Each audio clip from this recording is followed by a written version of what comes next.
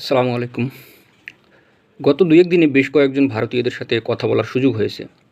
তো আমি যখন তাদেরকে জিজ্ঞেস করি যে বাংলাদেশের বর্তমান রাজনৈতিক পরিস্থিতি নিয়ে আপনারা কতটুকু অবগত আছেন?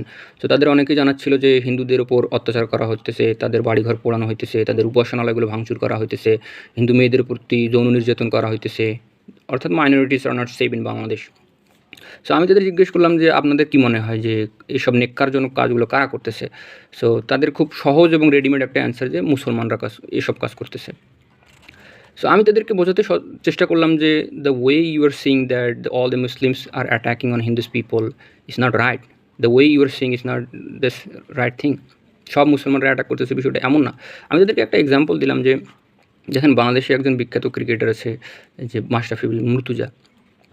সো তার আসলে অনেকগুলো আইডেন্টিটি আছে। মোটা দাগে যদি আমি বলি, প্রথমত সে একজন বাংলাদেশী, দ্বিতীয়ত সে একজন ক্রিকেটার, তৃতীয়ত সে একজন মুসলমান, চতুর্থত সে একজন আওয়ামী লীগ সমর্থক, সে একজন আওয়ামী লীগ সংসদ সদস্য। তো আমি তাদের বললাম যে আপনাদের কি মনে হয় বাংলাদেশের মানুষ যখন মাশরাফি মুর্তজার বাড়িতে পোড়ানো হয়েছে তার কোন আইডেন্টিটির কারণে তার বাড়িটা পুড়িয়েছে? সে কি বাংলাদেশী এই জন্য তার বাড়িটি পোড়ানো হয়েছে?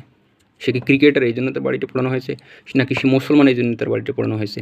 তার বাড়ি মানুষ পুড়িয়েছে কারণ সে আওয়ামী লীগের একজন সংসদ সদস্য ছিল এবং এই যে গণ অভ্যুত্থান এবং এতগুলো মানুষ মারা গেল, এত ছাত্র মারা গেল, এর পেছনে সে ভয়েস রাইজ করেনি। মানুষ এই ক্ষোভ থেকে তার বাড়ি পুড়িয়েছে। তার এখানে তার মূল আইডেন্টিটি হইতেছে সে আওয়ামী লীগের একজন সদস্য এবং সে সাইলেন্ট ছিল। এই কারণে সে ক্রিকেটার এই জন্য তার বাড়ি পোড়ানো হয়নি। সে মুসলিম এই জন্য তার বাড়ি পোড়ানো হয়নি। সে বাংলাদেশী এই জন্যও তার বাড়িতে পোড়ানো হয়নি। দ্বিতীয়ত আমি যদি বলি যে মাশরাফির বাড়ি কারা পুড়িয়েছে, এর উত্তর দুইভাবে দেওয়া যায়। কিন্তু আপনাকে বুঝতে হবে যে এইখানে কোন ওয়ার্ডটা উপযুক্ত, কোন শব্দটা এখানে উপযুক্ত। আমি বলি যে বাংলাদেশে মাশরাফির বাড়ি পুড়িয়েছে বাংলাদেশের জনসাধারণ, এ কথাটা উপযুক্ত। কিন্তু আমি যদি বলি যে বাংলাদেশে মাশরাফির বাড়ি পুড়িয়েছে বাংলাদেশের মুসলমানগণ, মুসলিমরা বাড়ি পুড়িয়েছে, এই কথাটাও ঠিক। যেহেতু বাংলাদেশের 90% people are Muslim, they R Muslim. So বাংলাদেশের জনসাধারণ বলেন, বাংলাদেশের মুসলিম বলেন, দুইটা কথা একই বুঝে। কিন্তু এখানে সঠিক ওয়ার্ডটা হইতেছে, সঠিক শব্দটা হইতেছে বাংলাদেশের জনসাধারণ। বাংলাদেশের জনসাধারণ ক্ষোভের কারণে মাশরাফির বাড়ি পুড়িয়েছে।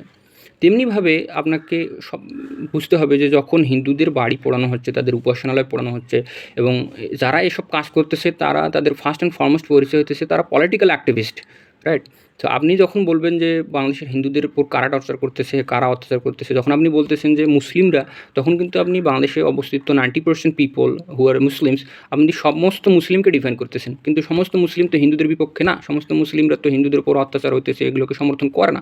বরং যারা ধর্মপ্রাণ মুসলিম, বেশিরভাগ মুসলিমই মূলত আমি বলব সমস্ত মুসলমানই আসলে এসব ন্যাক্কারজনক ঘটনার জন্য সমর্থন করে না এবং এসবের একটা ন্যায্য বিচার হওয়া উচিত বলে মনে করে। সো আপনাকে বলতে হবে যখন হিন্দুদের বাড়িতে টর্চার হইতেছে, তাদের উপাসনালয়গুলোতে ভাঙচুর করা হইতেছে, যারা এসব কাজ করতেছে এদের আইডেন্টিটি কী? এদের আইডেন্টিটি প্রথমত এরা হইতেছে পলিটিক্যাল অ্যাক্টিভিস্ট। রাজনৈতিক প্রতিহিংসার কারণে এরা মূলত হিন্দুদের এবং মাইনরিটিসদের ওপর নির্যাতন চালাইতেছে। সো আপনাকে উপযুক্ত শব্দ ব্যবহার করা উচিত বলে আমি মনে করতেছি। আপনি যদি বলেন যে সকল মুসলিমরা হিন্দুদের উপর নির্যাতন করছে, কথাটা তেমন না। বলতে হবে যে আপনাকে যারা হিন্দুদের উপর অত্যাচার করতেছে they are the political activist. হ্যাঁ, যেহেতু 90% people are Muslim in Bangladesh, so যারা পলিটিক্যাল অ্যাক্টিভিস্ট এরাও হয়তো মুসলিম, কিন্তু আপনাকে সঠিক শব্দটা ইউজ করা উচিত যাতে আমাদের বহির্বিশ্ব সহ ভারতে, বাংলাদেশে এবং বহির্বিশ্বের সব জায়গায় একটা মেসেজ, ক্লিয়ার মেসেজ যে Muslims are not against on Hindu people but the political activist who for their own purpose they are attacking on Hindus people. Thank you very much.